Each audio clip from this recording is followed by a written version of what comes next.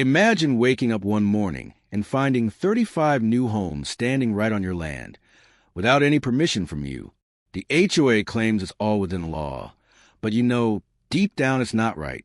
They've been making your life miserable for months with their petty rules, constantly sending fines and harassing you at every turn. But this time, this is different. This time, they've gone too far. Now you're at a crossroads. Do you just accept it, or do you fight back with everything you've got?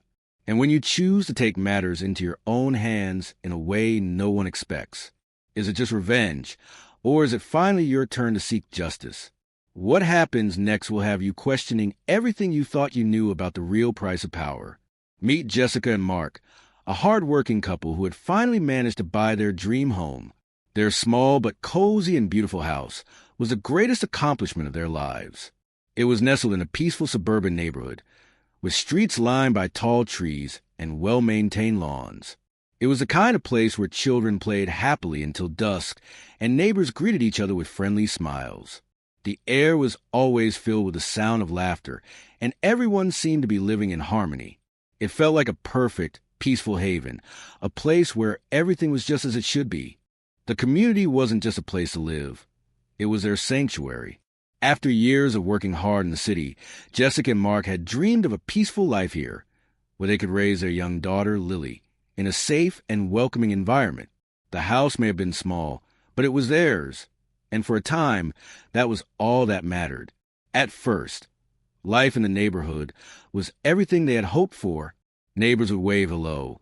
The sound of lawnmowers hummed softly on weekends, and every now and then, there would be a friendly cookout. They spent their evenings on the porch, sipping lemonade and watching Lily play in the yard, their hearts full of contentment. It was a perfect suburban life, peaceful and simple.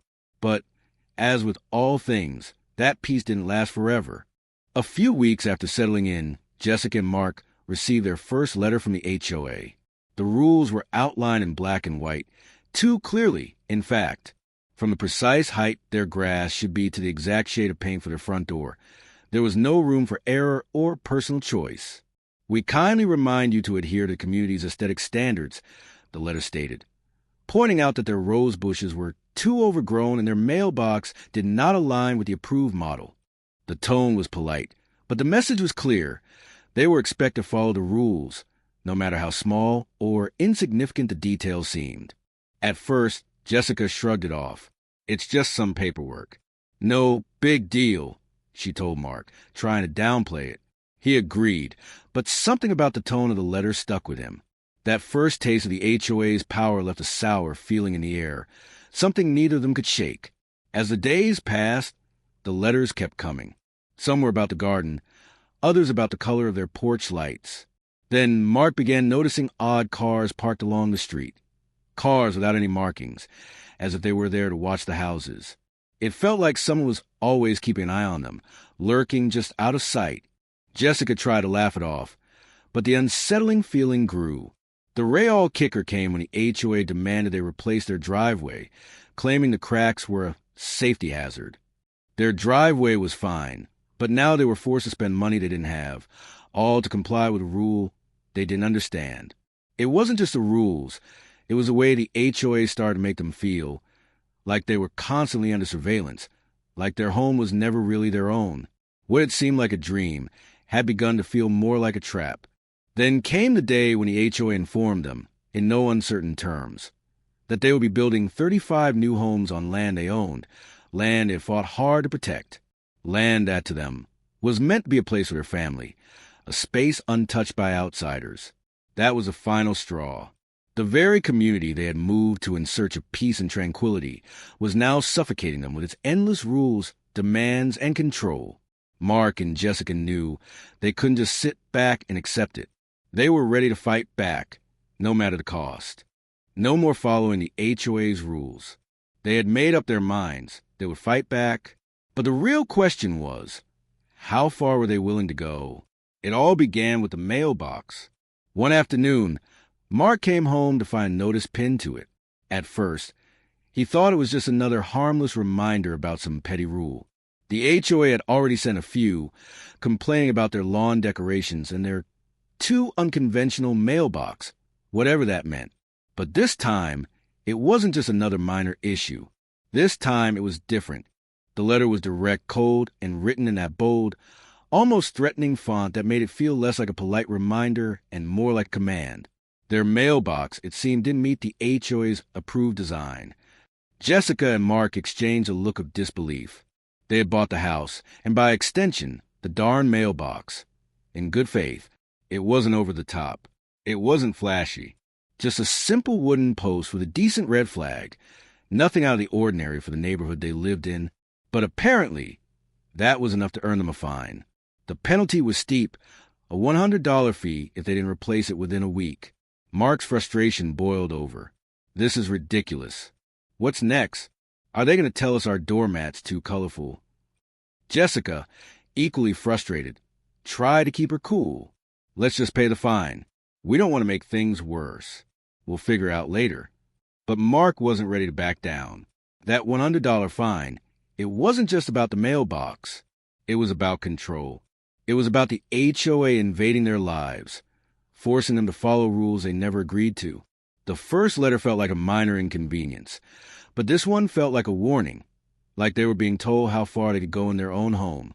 They decided to replace the mailbox, but not without making a statement. Mark placed a special order for one exactly like the old one, just to comply, but with no changes. He wasn't going to give them the satisfaction of seeing him back down so easily. As he installed the new mailbox, Mark couldn't help but notice something odd. Across the street, the Johnsons had painted their front door a bold, bright blue. It hadn't been a problem before, but suddenly, Mark realized the HOA had never sent them a letter about it. Was it because the Johnsons had lived in the neighborhood longer? Or was it because they were more well-connected than the newcomers like him? He didn't know, but he wasn't going to let it slide. That night, Mark decided to take a walk through the neighborhood, hoping to clear his mind. It was 10 p.m., and most of the houses were dark. But as he passed a house on the corner, he noticed something strange. The streetlights were out. Not just one, but several lights along the street flickered and dimmed, as if someone had tampered with them. Mark stopped in his tracks, a sinking feeling settling in. He hadn't heard of any power outages, and the HOA, despite all their petty rules, had been unusually quiet lately. Too quiet. The next morning, as Mark stepped outside to get the paper, he noticed a small, handwritten note taped to his front door.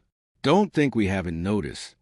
The note wasn't signed, but Mark didn't need a signature to know exactly who it was from. It was a silent warning from the HOA, a reminder that they were always watching, always in control. But Mark wasn't going to let it end like that. He wasn't about to let them think they could intimidate him into submission. This was just the beginning. A few days later, the next slap in the face came. Another letter from the HOA, this time demanding that Mark cut down a tree in his front yard. A tree he had inherited from the previous owners. The letter claimed the tree was too close to the sidewalk and posed a danger to pedestrians. But Mark knew there was nothing wrong with the tree. It had stood proudly for decades, adding charm to the neighborhood. Yet the HOA had decided it was a threat to their perfect community. The nerve! Mark's anger boiled over. This tree had been here long before they arrived. It was part of the neighborhood's history. But now, the HOA wanted him to chop it down. Why? Because it didn't fit their sterile vision of what the community should look like. He immediately called Jessica.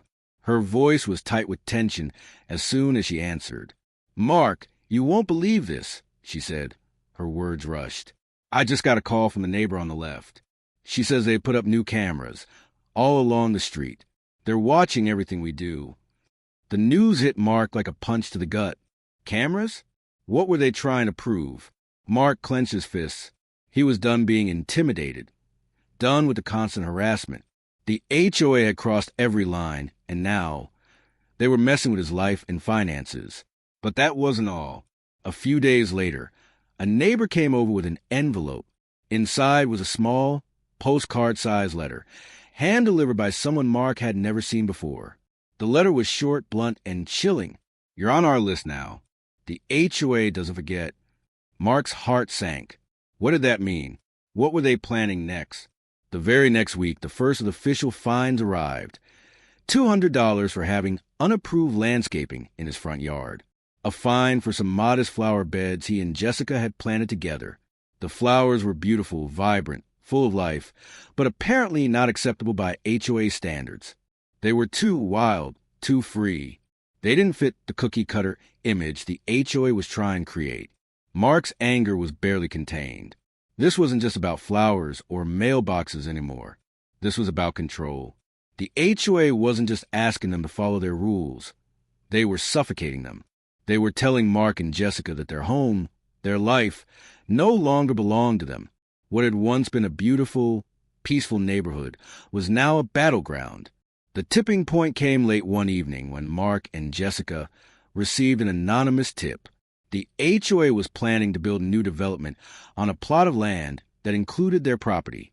Not only did they want to take the land from them, but they also wanted to build 35 brand new homes. Homes that would ruin their peace, destroy their view, and overcrowd the area. That was the moment Mark knew. This wasn't just a petty dispute anymore. This was war. He couldn't sit back and let them bulldoze their lives, literally. This wasn't just about them anymore. It was about everyone in the neighborhood. Everyone who had quietly suffered under the oppressive thumb of the HOA. He didn't know exactly how he was going to fight back, but one thing was clear. He was going to. And once Mark made up his mind, there was no turning back.